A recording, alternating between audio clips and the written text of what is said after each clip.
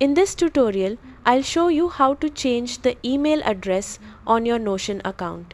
By the end, you'll have your new email connected while keeping access to all of your workspaces.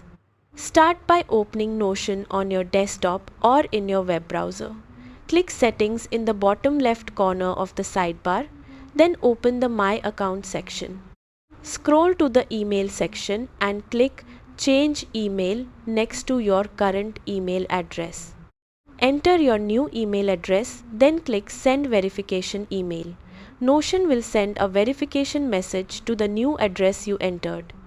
Open your new email inbox, find the verification email from Notion, and click the verification link or enter the verification code if prompted.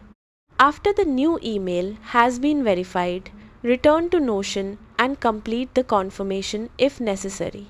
Your account will now use the new email address for signing in and receiving account notifications. If you signed up using Google, Apple, or another single sign-on provider, your email may be managed through that provider instead. In that case, you may need to update your account through the linked sign-in service before the change appears in Notion. That's how to change your email address in Notion. Thanks for watching.